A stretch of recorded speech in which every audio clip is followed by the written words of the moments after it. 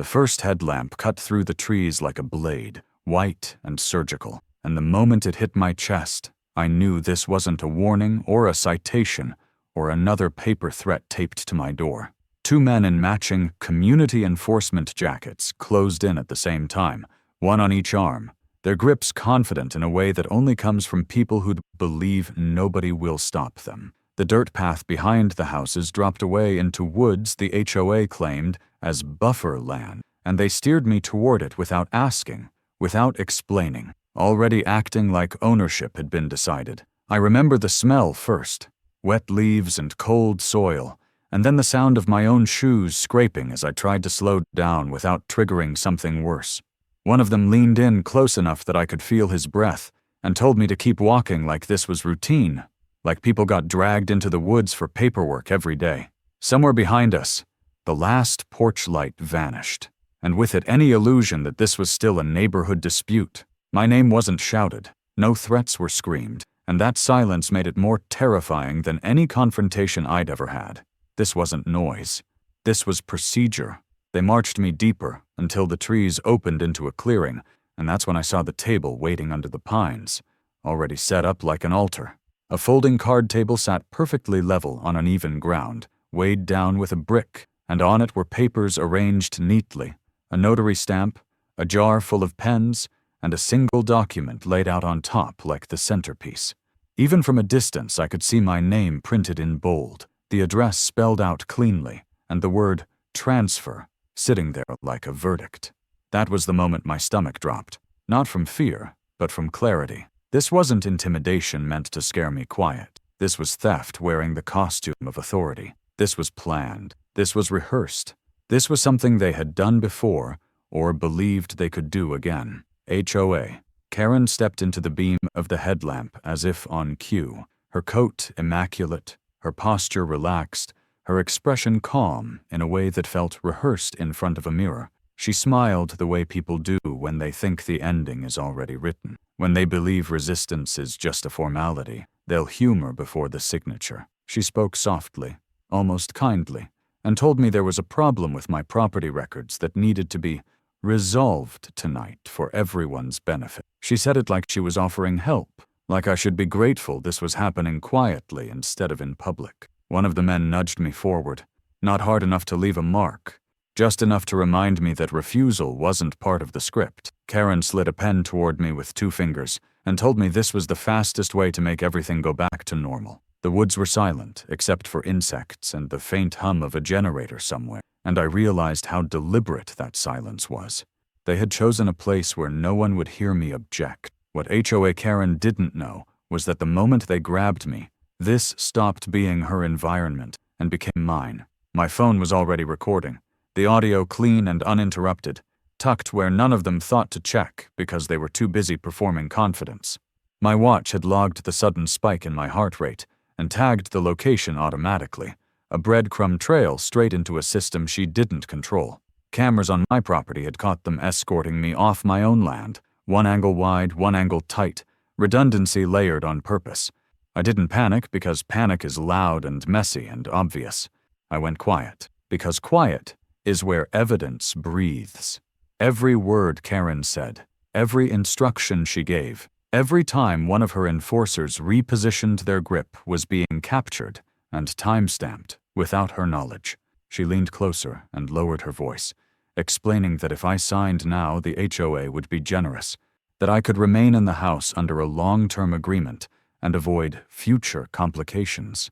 She framed it as mercy, as compromise, as something she was offering out of professionalism rather than greed. One of the men shifted his stance, blocking my line of sight back towards the neighborhood, and I understood then that this wasn't just about a document. This was about breaking me down to the point where compliance felt like relief. HOA Karen had always relied on that moment, the moment when people decided fighting wasn't worth the stress.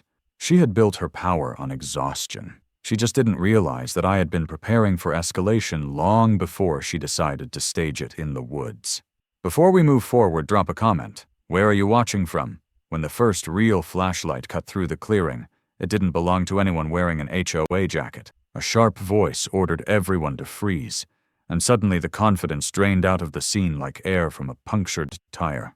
Karen straightened too fast, already shifting into denial mode, already preparing to reframe what was happening as a misunderstanding. The men released my arms instinctively, stepping back as if distance alone could rewrite the last 10 minutes. The deputy asked simple questions, calm questions, the kind that sound harmless until you realize every answer locks you into a version of events you can't escape. Karen tried to speak over him, tried to assert her title, tried to reassert control with words. But authority doesn't echo the way arrogance does. The deputy looked at the table, at the paperwork, at the notary stamp, and then back at me, and the expression on his face told me this had crossed from civil nonsense into something much darker.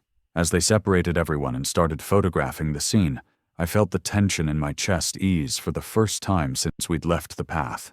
This wasn't relief yet. It was inevitability settling in.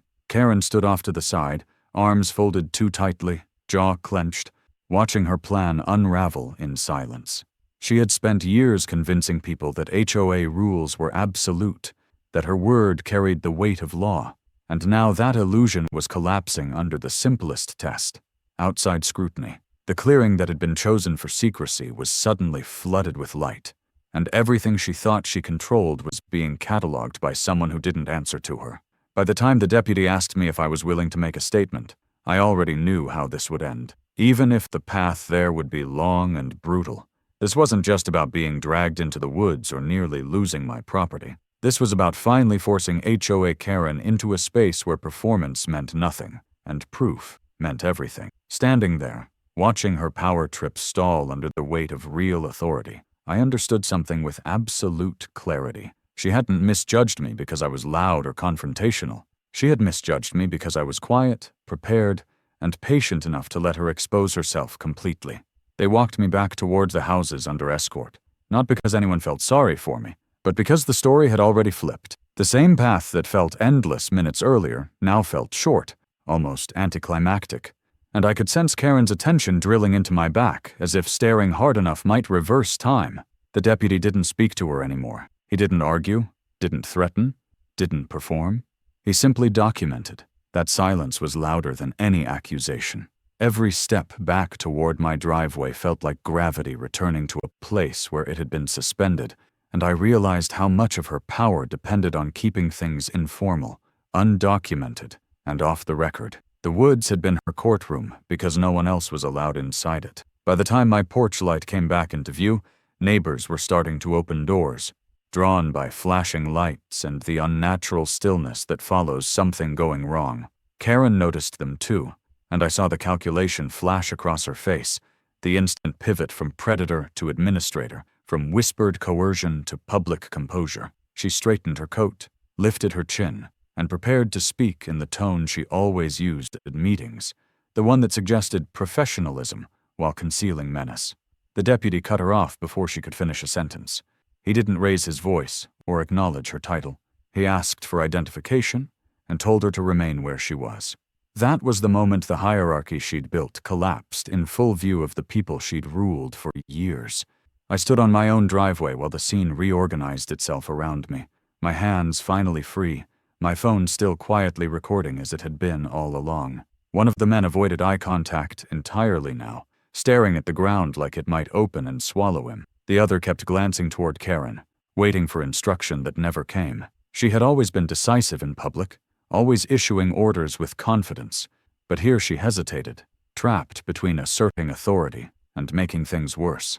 That hesitation was everything. It was proof that her confidence was situational, not absolute. It only existed when she controlled the room. As the deputy explained what would happen next, methodically and without emotion, I felt something settle that I hadn't expected. It wasn't victory or satisfaction. It was certainty. Certainty that this wasn't ending with a warning or a misunderstanding or another letter slipped under my door. Certainty that whatever she had planned for me tonight had backfired so completely that there was no clean exit left. HOA Karen had dragged me into the woods, believing she could force a signature in the dark. Instead, she had dragged her entire operation into the light. The paperwork on that table wasn't just evidence of intent. It was a confession printed in advance. The notary stamp, the pre-filled transfer language, the way everything had been arranged for speed rather than legality, all pointed to one truth she could never talk her way out of. This wasn't enforcement. This was coercion dressed up as governance. And once that distinction was documented, once it lived outside her control, it couldn't be erased by another meeting or another vote. When the officers finally left, taking statements and evidence with them, the neighborhood fell quiet in a way that felt different from before. It wasn't the tense quiet Karen enforced, the kind that made people afraid to draw attention. This was the quiet that comes after something irreversible. Doors closed slowly. Porch lights stayed on. I stood there alone for a moment, looking toward the tree line where she had tried to corner me, and understood that the real story hadn't even started yet. What happened in the woods was only the ignition. The fallout would be public, procedural, and devastating in ways she couldn't intimidate her way through. I went inside, locked the door, and sat down without turning on a light. My phone finished syncing the last of the recordings, each file marked and stored in places she didn't know existed. Somewhere across the neighborhood, Karen was probably rehearsing explanations, convincing herself she could still spin this into a misunderstanding. She didn't yet understand the scale of what she'd triggered. She thought the danger was the deputies, or the neighbors, or the embarrassment of being seen. The real danger was documentation, and it was already moving faster than she could. That night didn't end with shouting or threats or dramatic arrests. It ended with her losing the one thing she'd always depended on: control over the narrative. And once that control was gone, everything she'd built on it was already on borrowed time. Before that night in the woods, I used to think power announced itself loudly. I thought it came with raised voices, official letters, or someone standing on a stage telling you what they could do to you. HOA Karen taught me how wrong that assumption was. Her power never arrived screaming. It arrived folded neatly, slipped into envelopes, signed with a friendly closing that disguised the threat beneath it. When I first moved into the neighborhood, she introduced herself with a smile that felt rehearsed and a handshake that lingered just long enough to establish dominance. She talked about community values, property standards, and how important it was that everyone worked together. At the time, it sounded harmless. In retrospect, it was a warning wrapped in courtesy. I bought the house because it was quiet, because it sat just far enough from the main road to feel insulated from nonsense. I wanted autonomy, not confrontation, and I had no interest in becoming involved in HOA politics. That indifference made me visible. People like Karen don't trust those who don't participate, because participation is how control spreads. Within weeks of moving in, the letters started arriving. The first one mentioned my trash bin placement, noting that it had been visible longer than permitted after collection. The second addressed landscaping, suggesting that my choice of plants didn't align with the neighborhood aesthetic. Each letter was polite, almost apologetic, but the subtext was unmistakable. She was letting me know she was watching. HOA Karen's authority didn't come from legal expertise or community trust. It came from familiarity with procedure and the confidence to weaponize it. She knew which rules sounded absolute, even when they weren't. She knew most people wouldn't read past the bolded language. She counted on compliance born from fatigue, not agreement. Every letter she sent assumed the recipient would either obey quietly or argue emotionally, both of which fed her position. What she didn't expect was someone who treated her correspondence like data, cataloging it without reacting. That was the first crack in her system, though she didn't realize it yet. My background taught me to respect systems, but never confuse them with authority. I work with structures that fail if you don't understand their limits, and that mindset carried over into how I dealt with the HOA. I read everything Karen sent. I cross-checked it against county records and state statutes. I learned quickly how much of her enforcement relied on implication rather than fact. She spoke as if the HOA existed above local law, as if her interpretation carried the same weight as a judge's order. It didn't, but she didn't need it to, because most people never tested that assumption. As months passed, Karen escalated in small, calculated ways.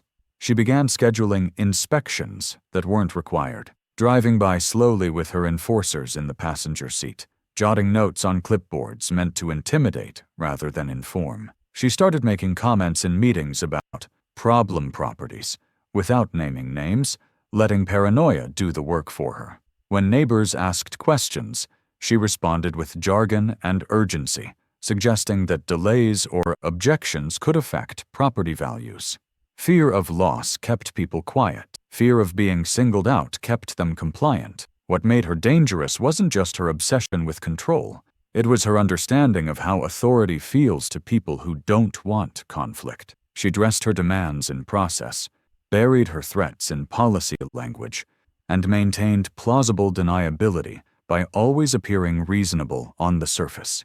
If someone pushed back, she framed them as uncooperative, as risks to the community. Over time, that narrative stuck. People stopped defending themselves and started defending her decisions, because aligning with her felt safer than questioning her. By the time she began hinting that my property records had issues, she had already laid the groundwork. Neighbors had heard her speak with confidence about deeds and filings. They assumed she knew what she was talking about. When she said there were discrepancies that needed to be resolved, it sounded technical enough to be true.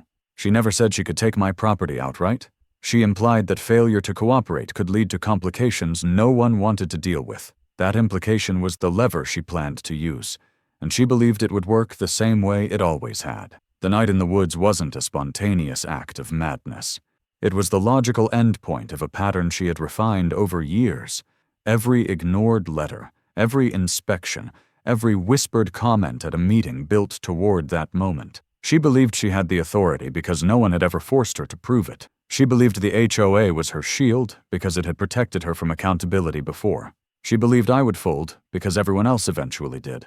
What she didn't account for was the difference between someone who fears authority and someone who studies it. That difference defined everything that followed. Karen's grip on the neighborhood didn't come from charisma.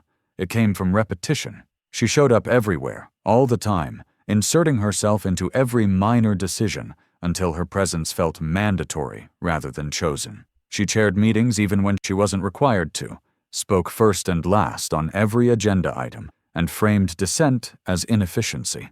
Over time, people stopped asking whether she was right and started asking whether it was worth the effort to challenge her. That was the environment she cultivated, one where compliance felt easier than resistance, and silence felt safer than clarity. Authority, in her world, was not granted. It was assumed and reinforced through exhaustion. I watched how she treated others long before she escalated with me. New homeowners were her favorite targets, especially those unfamiliar with the bylaws or reluctant to draw attention. She'd start with friendly advice, then shift to reminders, then to warnings that cited vague sections without context. Elderly neighbors received notices written in language dense enough to intimidate, but soft enough to avoid outright panic. Younger families were pressured with talk of resale values and community reputation. She tailored her approach to each person, adjusting tone and threat level with precision. It wasn't random enforcement. It was strategic conditioning. Her enforcers, the men she paraded around as community safety, were part of that theater. They didn't have legal standing, training, or real authority, but they had uniforms and posture, which was often enough. Their presence sent a message that rules were being watched, that consequences could arrive unannounced. Karen used them as props, symbols of reach rather than instruments of law. Most people never tested where that reach ended. They assumed it extended farther than it did, and Karen encouraged that assumption without ever stating it outright. The HOA meetings themselves became exercises in controlled inevitability. Items were presented as urgent, decisions framed as time-sensitive, and votes rushed through before anyone could fully process the implications. Karen spoke in absolutes, using phrases like required, mandated, and non-negotiable, even when those words didn't apply. She counted on the room's discomfort with confrontation to carry her through. When someone hesitated, she'd sigh and remind them of deadlines, of potential penalties, of how much work she'd already done to protect the community. Guilt and fear did the rest. I learned early that reacting emotionally only strengthened her position. She thrived on visible resistance because it allowed her to label opponents as difficult or disruptive. So I stayed neutral, factual, and precise.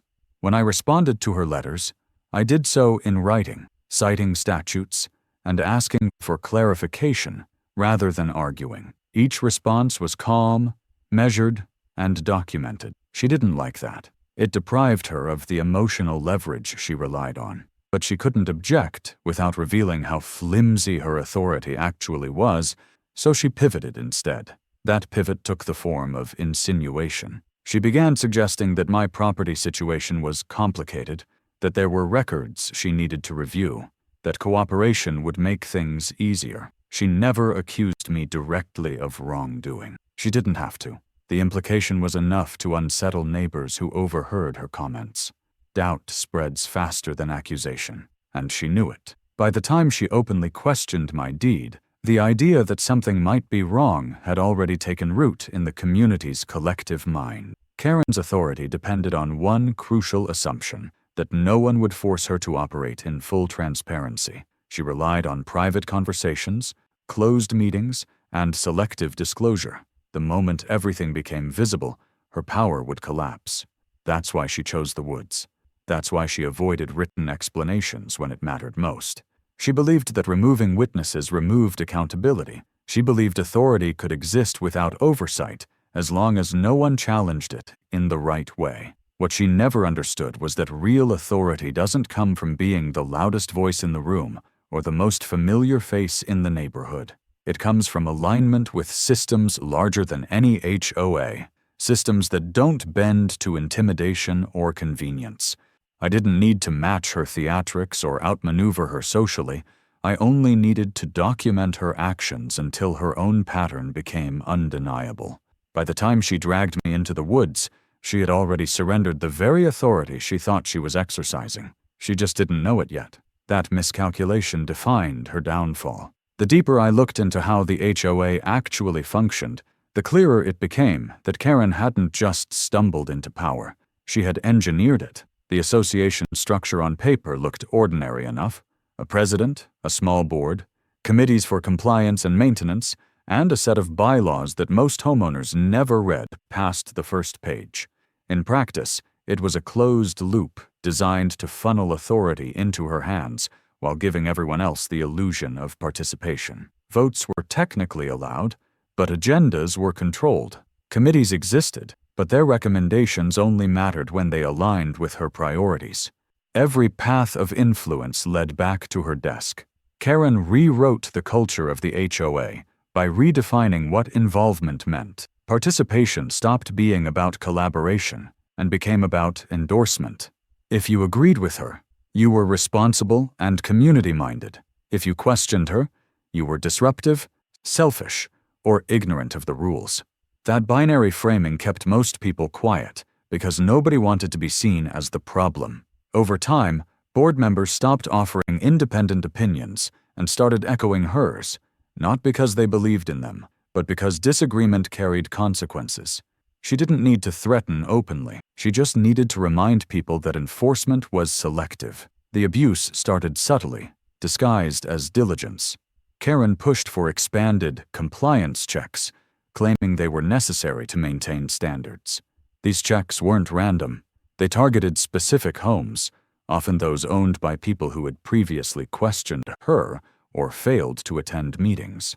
The same properties appeared repeatedly in reports, cited for minor or subjective issues that could be interpreted however she wanted. Meanwhile, homes owned by her allies or board members seemed immune, their violations overlooked or quietly excused.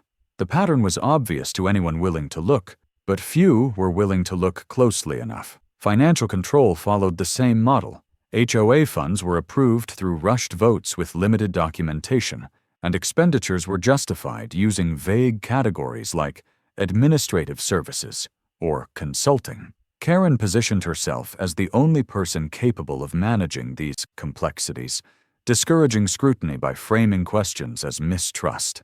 She spoke confidently about budgets and reserves, throwing out numbers faster than anyone could challenge them. When someone asked for clarification, she'd promise to follow up later, then bury the explanation in paperwork few people had time to review.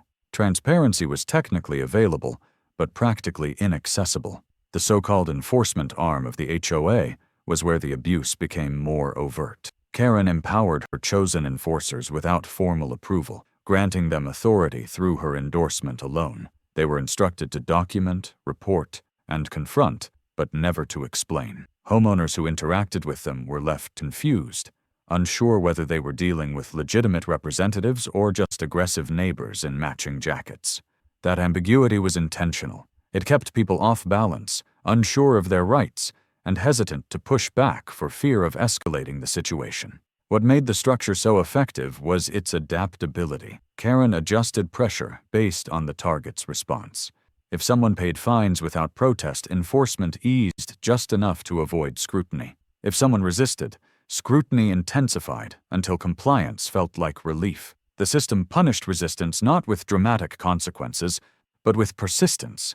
Endless letters, repeated inspections, and constant reminders wore people down. Selling and leaving became easier than fighting, and every departure reinforced Karen's reputation as someone you couldn't beat. By the time I began mapping these patterns, the HOA was less a community organization and more a personal instrument. Karen used its mechanisms to reward loyalty and punish independence, all while maintaining plausible deniability. If challenged, she pointed to the bylaws. If accused of bias, she cited procedures. Everything she did could be framed as policy enforcement, even when the intent was clearly personal. That separation between intent and appearance was the core of her abuse, and it was also its greatest vulnerability. The night in the woods wasn't an anomaly. It was the ultimate expression of a system that had been escalating unchecked for years. Karen didn't suddenly decide to overstep. She simply followed her own logic to its extreme conclusion, believing the structure she'd built would protect her, no matter how far she went. What she failed to realize was that systems designed around abuse eventually produce evidence of that abuse, and once that evidence exists, the structure that enabled it becomes the mechanism of its own destruction. Karen's most effective weapon was not intimidation alone, but normalization. She normalized overreach until it blended into daily life, until people stopped noticing how far beyond reason her actions had drifted. She framed abuse as maintenance, coercion as stewardship, and personal vendettas as community protection. When homeowners complained privately, she reminded them of past fines she had forgiven, or favors she had quietly arranged, turning dissent into ingratitude. When they complained publicly, she labeled them hostile to the neighborhood's values. In either case, the message was clear. Compliance kept you safe. Resistance marked you. The board existed in name, but functionally it was an echo chamber. Karen controlled the agenda, scheduled meetings at inconvenient times, and distributed documents minutes before votes. She spoke quickly, confidently, and in absolutes, drowning out hesitation with momentum. Board members learned that slowing her down only brought the attention they didn't want. Over time, they stopped asking questions and started trusting her summaries instead. That trust was misplaced, but it was also understandable. Karen cultivated dependence by positioning herself as the only one who truly understood the rules, the finances, the risks. Anyone else was, by comparison, unprepared. Abuse thrives when responsibility is diffused, and Karen understood that instinctively. She delegated unpleasant tasks to her enforcers while maintaining plausible distance. If a homeowner complained about harassment, she claimed she wasn't present. If someone accused the HOA of targeting them, she pointed to reports prepared by others. Authority, in her hands, became a fog where no single action could be traced back to her decisively. That fog protected her until it didn't. Once patterns emerged, once timelines were aligned, the fog thinned into something unmistakable. The HOA's rules were written broadly enough to be elastic. Terms like community harmony, visual compliance, and property integrity appeared frequently, undefined but ominous. Karen exploited that ambiguity relentlessly. She could interpret harmony as silence, compliance as obedience, and integrity as conformity. When challenged, she argued that flexibility was necessary to address unique situations. In practice, flexibility meant discretion, and discretion meant power concentrated in her hands. Abuse hid comfortably inside that discretion, shielded by language that sounded reasonable until tested. What made the structure so resistant to challenge was the cost of opposition. Fighting back required time, documentation, and a willingness to be labeled difficult. Most people had jobs, families, and limited energy. Karen counted on that imbalance. She could spend hours enforcing rules because enforcement was her identity. For homeowners, defending themselves meant sacrificing peace for principle, and many chose peace. Each quiet surrender reinforced the system, making it stronger and more emboldened with every unchallenged act. By the time she targeted my property directly, the HOA had already crossed multiple lines without consequence. Karen believed the structure she built was invulnerable because it had never been tested under scrutiny. She mistook survival for legitimacy. The abuse embedded in that structure had been invisible only because no one had assembled the full picture. Once assembled, it was impossible to ignore. The HOA wasn't malfunctioning. It was functioning exactly as she designed it to. That realization changed everything.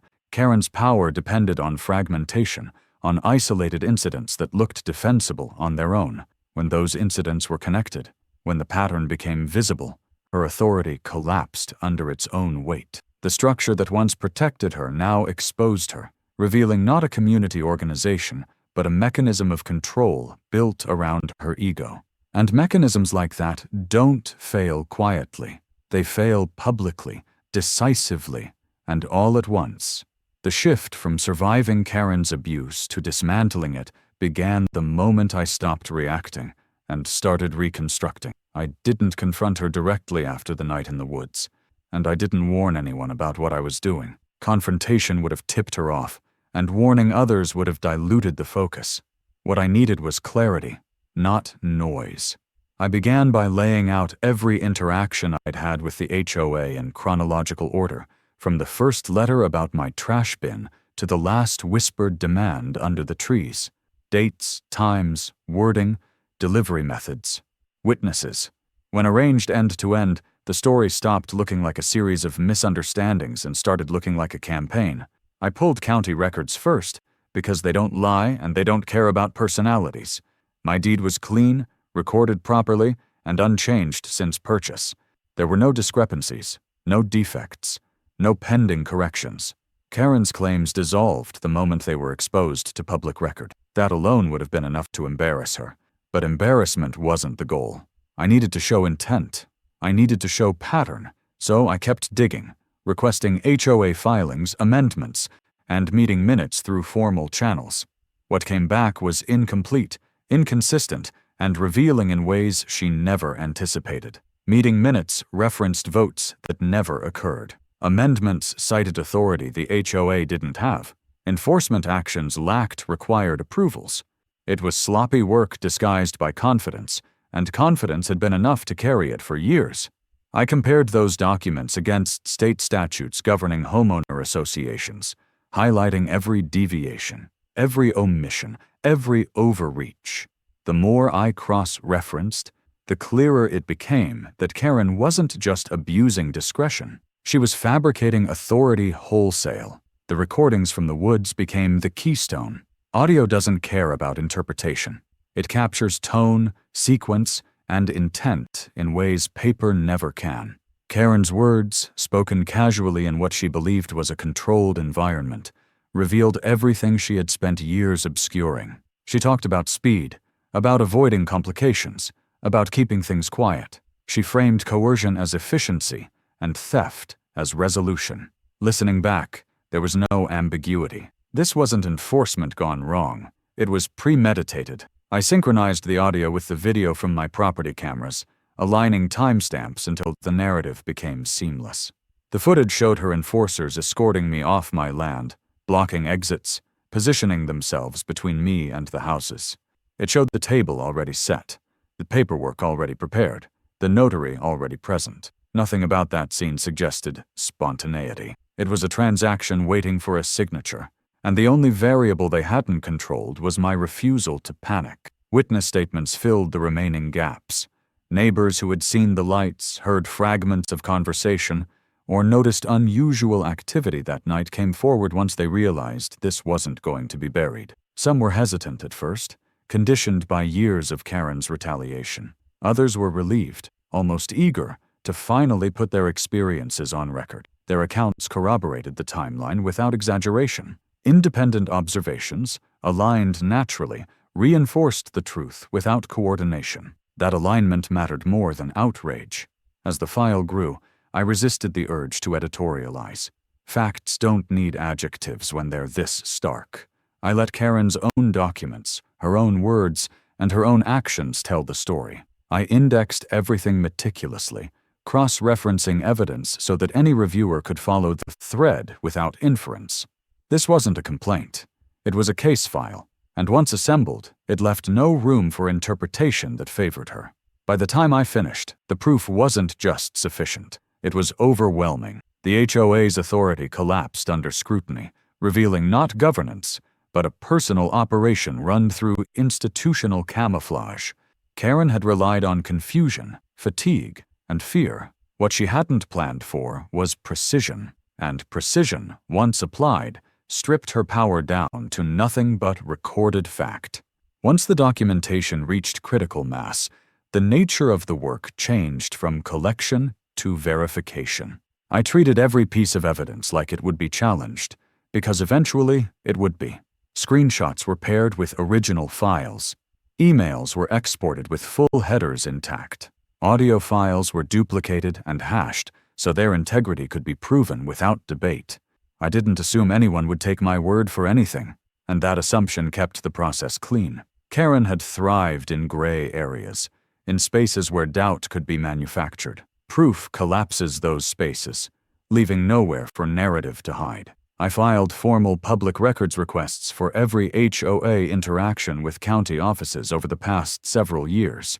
The responses came back slowly, but when they did, they told a story Karen never intended to be read in full. Emails where she implied authority she didn't have. Requests for guidance framed in ways that nudged clerks toward assumptions rather than facts. Follow-ups that went unanswered when officials asked for documentation she couldn't produce. She relied on momentum and ambiguity, not legitimacy. Once isolated, those communications read like what they were: attempts to create the appearance of approval without actually obtaining it. Financial records added another layer of exposure. The HOA's expenditures didn't align with its stated priorities. Funds were routed through vague line items that masked who was being paid and why. Enforcement-related expenses ballooned without corresponding approvals. I matched invoices to meeting minutes and found approvals that didn't exist, references to discussions that were never recorded. Karen had been operating on the assumption that no one would ever assemble the full picture. She was right, until she wasn't. The notary presence in the woods turned out to be more than reckless. It was illegal. State law was explicit about notarization under duress, about the requirement for voluntary participation and proper setting. The audio captured Karen directing the process, framing urgency, minimizing resistance. The notary's compliance wasn't a technical oversight, it was participation. That distinction mattered because it transformed the incident from attempted overreach into a coordinated act. Once that line was crossed, the legal implications expanded rapidly. I compiled everything into a single submission, structured so that each section reinforced the next. Background established motive, pattern demonstrated intent, evidence confirmed action. There was no need for speculation. The narrative emerged organically from the records themselves. I didn't accuse Karen of corruption in the abstract. I showed exactly how it manifested step by step, until denial became impossible without denying reality itself. When I finally filed the packet, I didn't send it everywhere at once. I sent it where it would matter most, where authority existed independently of HOA influence, agencies that operated on statute, not neighborhood politics. The response wasn't immediate, but it was unmistakable. Requests for clarification arrived, followed by acknowledgments that certain actions described were, at minimum, irregular. That was enough. Once external scrutiny began, Karen's internal control evaporated. What she never understood was that proof doesn't need volume. It needs coherence. Her entire operation depended on fragmentation, on keeping incidents isolated so they could be dismissed individually. The moment they were unified, the system she'd built inverted. Every safeguard she'd ignored, every shortcut she'd taken, became a liability. And once proof entered the equation, the outcome stopped being a matter of opinion. It became a matter of record. The first sign that Karen understood the ground had shifted wasn't a denial or a counterattack. It was silence. For days after the filings went through, the HOA went quiet in a way it never had before. No letters appeared. No inspections were scheduled. The enforcement vehicle stayed parked. That silence wasn't restraint. It was calculation. Karen was trying to assess how much damage had already been done, and whether intimidation could still be applied without making things worse. She had spent years controlling the pace of conflict, escalating and de-escalating at will. Now she was reacting instead of directing, and that loss of initiative showed. The confrontation she didn't expect came in the form of a mandatory meeting called not by her, but by an external authority that didn't care about HOA hierarchies. Attendance wasn't optional. Documents weren't filtered through her. Questions weren't pre-screened. The room filled with people who had grown accustomed to being quiet, and the air felt different before anyone spoke. Karen arrived late, dressed professionally, carrying herself with the same rigid confidence she always displayed, but it rang hollow now. Authority borrowed from habit collapses quickly when habit is disrupted. As the meeting progressed, her defenses unraveled one question at a time. She tried to redirect, to generalize, to frame issues as misunderstandings or procedural errors. Each attempt was met with documentation. Dates were read aloud. Audio clips were referenced. Emails were projected. The more she spoke, the more precise the response became, until it was clear she was no longer shaping the narrative. She was trapped inside it. For the first time, she wasn't the one deciding what mattered. Facts were. The room changed as people realized what was happening. Neighbors who had avoided eye contact for years began to speak, not emotionally, but cautiously, confirming details, adding context, corroborating timelines.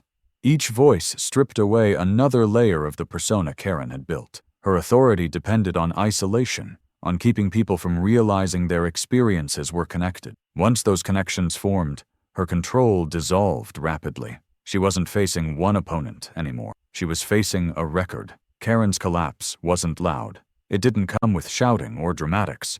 It came with pauses where answers should have been, with explanations that circled back on themselves, with visible frustration she could no longer mask.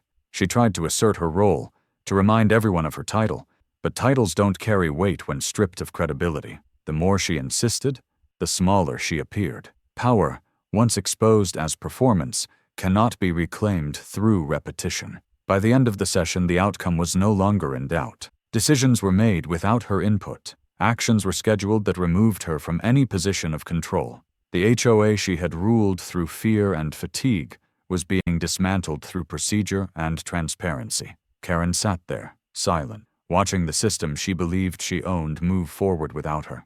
That silence wasn't strategic. It was the sound of someone realizing they no longer mattered in the process they once dominated. The collapse continued outside the meeting room. News traveled quickly once it had a legitimate source.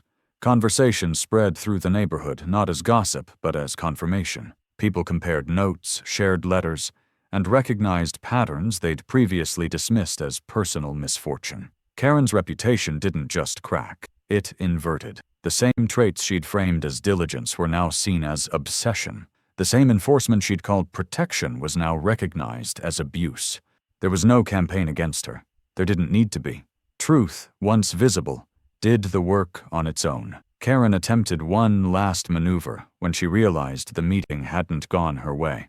She sent out a neighborhood-wide message framed as reassurance, insisting that the situation was being handled and warning against speculation. The tone was familiar, authoritative, and carefully vague, but it landed differently this time. People read it with context instead of fear. They recognized the omissions. They noticed what she didn't deny. The message that once would have quieted the neighborhood instead confirmed what many already suspected. She was losing control and trying to freeze the narrative before it could solidify without her. The confrontation turned public not because anyone wanted spectacle, but because containment was no longer possible. Records were requested. Statements were given. Oversight replaced assumption. Karen's allies on the board began distancing themselves, first quietly, then openly. Resignations followed, each one stripping her of another layer of insulation. She had built her power on the belief that proximity equaled loyalty. When scrutiny arrived, that loyalty evaporated, revealing how transactional her relationships had always been. At a follow-up session, where decisions were formalized, Karen didn't argue. She sat rigid, hands folded, eyes fixed ahead as her removal was discussed in procedural language that offered no room for interpretation. There were no accusations leveled aloud, no moral judgments passed. The process didn't need them. It operated on findings, not feelings. That neutrality was devastating. It denied her the drama she might have used to reframe herself as a victim. It treated her actions as data points, and in doing so, reduced her to what she had tried so hard to avoid becoming: accountable. Neighbors spoke afterward, not with anger, but with relief. Stories surfaced that mirrored my own in structure, if not in severity. Fines issued without warning. Threats implied, but never written. Pressure applied privately to avoid witnesses. Each account added weight to the record without exaggeration. Karen's collapse wasn't the result of one incident. It was the cumulative exposure of a pattern she had normalized for years. Once that pattern was visible, denial became pointless. The HOA's operations halted temporarily as authority transferred to neutral hands. Committees were dissolved, enforcement suspended. The mechanisms Karen had used to dominate daily life were switched off with administrative efficiency.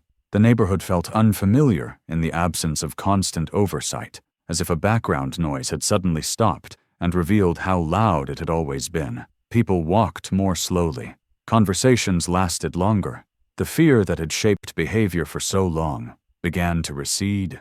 Karen withdrew from public view after that. She didn't attend subsequent meetings. She didn't send messages. The persona she had maintained required an audience, and without one, it collapsed entirely.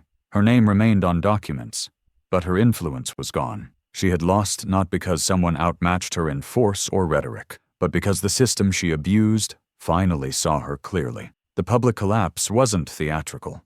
It was procedural, incremental, and irreversible. There was no moment where the crowd turned or applause broke out. There was only the steady application of oversight, the slow dismantling of authority built on fear, and the quiet understanding that something fundamental had changed. Karen had spent years controlling outcomes by staying just ahead of accountability. When accountability arrived all at once, there was nowhere left for her to stand. What followed Karen's public collapse wasn't revenge, and it wasn't chaos. It was expertise, the kind that doesn't posture or threaten, the kind that operates quietly and leaves nothing undone. Once the HOA's authority was suspended, the process moved out of the neighborhood entirely and into rooms where Karen's reputation meant nothing. Auditors replaced enforcers. Statutes replaced interpretations. People whose careers depended on accuracy, not intimidation, began working through the record she had tried to manipulate for years. The first expert to step in didn't ask about personalities or history. He asked for documents. All of them. Financial statements, meeting minutes, enforcement logs, correspondence with vendors, communications with county offices. The scope of the review expanded quickly, because the more they looked, the more inconsistencies surfaced. Transactions that had once been waved through under Karen's signature were now examined line by line. Justifications that sounded reasonable in meetings collapsed when required to meet professional standards.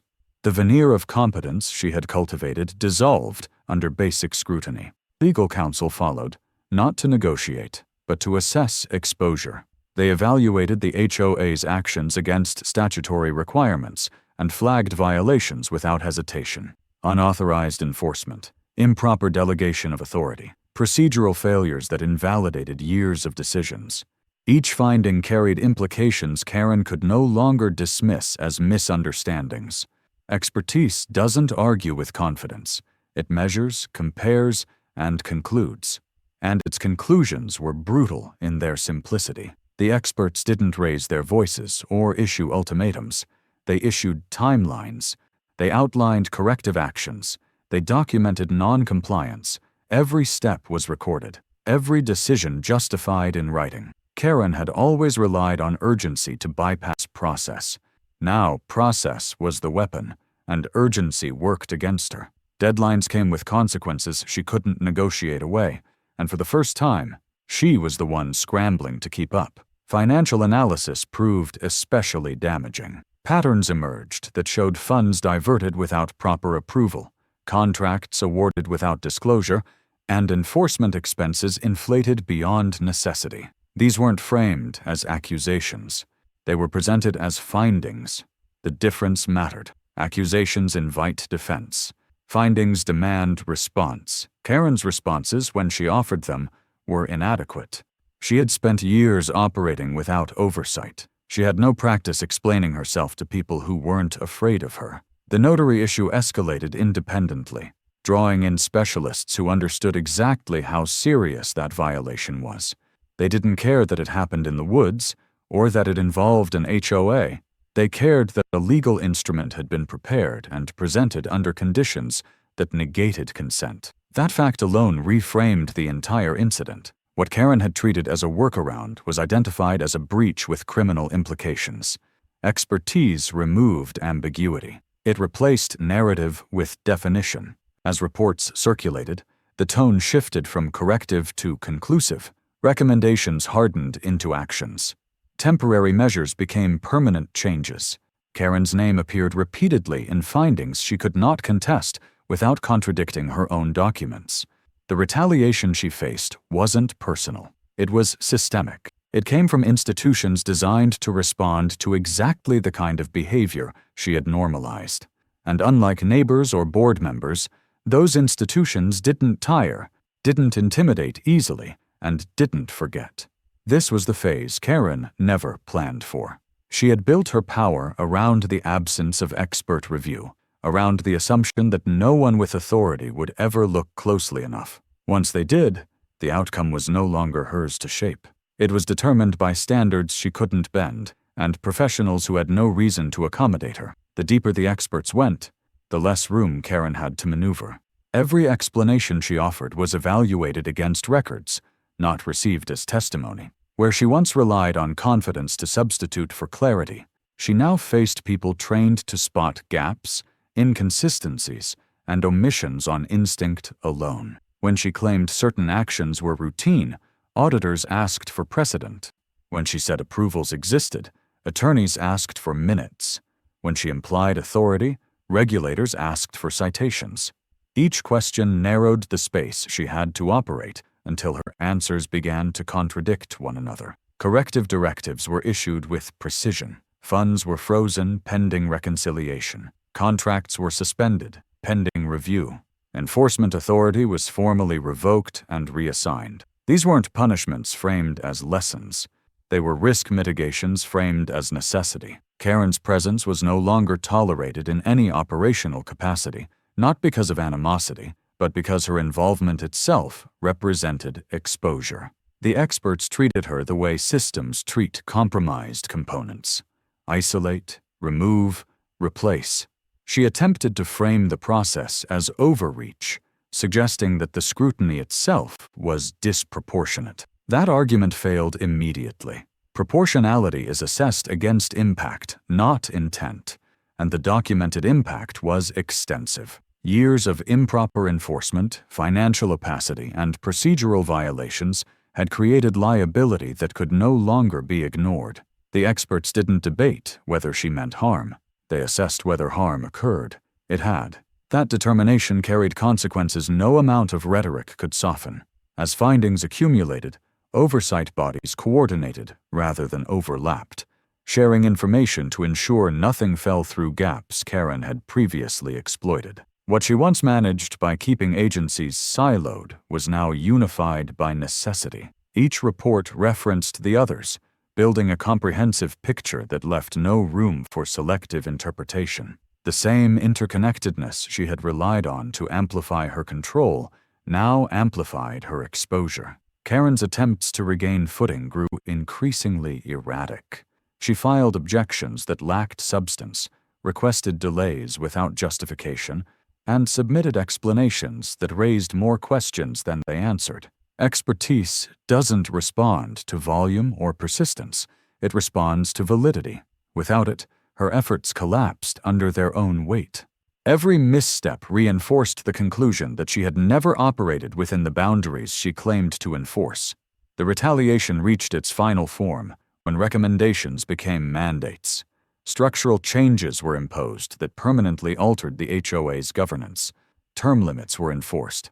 Oversight requirements were codified. Reporting obligations were expanded beyond anything Karen had ever tolerated. The system was rebuilt specifically to prevent the kind of consolidation she had engineered. Her influence didn't just end. It was designed out. What remained was accountability without spectacle. No public shaming campaigns. No dramatic declarations.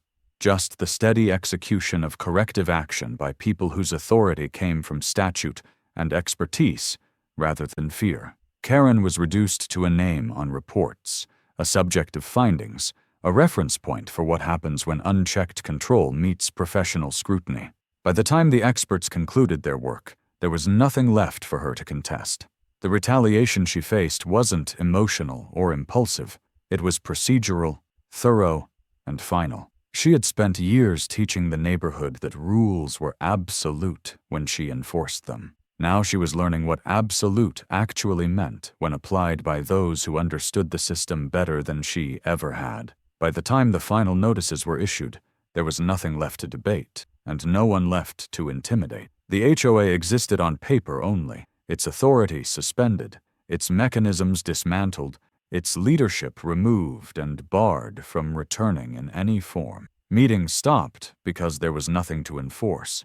Letters stopped because there was no one left to sign them. The neighborhood adjusted slowly at first, as if waiting for a familiar pressure to reassert itself, but it never did. The absence held. Silence, once threatening, became ordinary. Karen didn't make a speech or issue a farewell message. She didn't apologize or explain. Her name simply disappeared from communications, replaced by neutral headings and procedural language that treated her tenure as a concluded risk rather than a fallen regime. When records were finalized, they didn't describe her as malicious or cruel. They described violations, overreach, and non-compliance. That neutrality was the most severe judgment she could have received. It stripped her story of drama and reduced it to outcome. Life in the neighborhood resumed without ceremony. People repainted fences. Gardens changed shape. Conversations lingered where they once cut short. No one rushed to replace what had been removed. There was no appetite for power, only for normalcy. The system that replaced the HOA was smaller, slower, and transparent to the point of being unremarkable. That was the point. Control had been replaced with structure, and structure didn't require fear to function. I walked past the tree line one evening and noticed how ordinary it looked. No table, no lights, no voices lowered in secrecy. Just woods doing what woods do, indifferent to the drama that had briefly passed through them. The place where she tried to corner me held no memory of authority, only the quiet proof that intimidation doesn't leave a permanent mark when it fails. The ground didn't remember her. Neither did the process that ended her influence. What lingered wasn't triumph, it was resolution. The kind that doesn't announce itself or demand acknowledgement. Documentation had done its work. Oversight had closed the loop. The narrative she controlled for years no longer belonged to her, and no replacement narrative was needed. The truth didn't require one. It existed in records, findings, and the absence of her presence. The last time I saw her name, it was in a final report, listed once and never referenced again. No emphasis, no footnote, just a concluded matter. That was how it ended. Not with confrontation, not with apology, not with spectacle. HOA Karen went silent.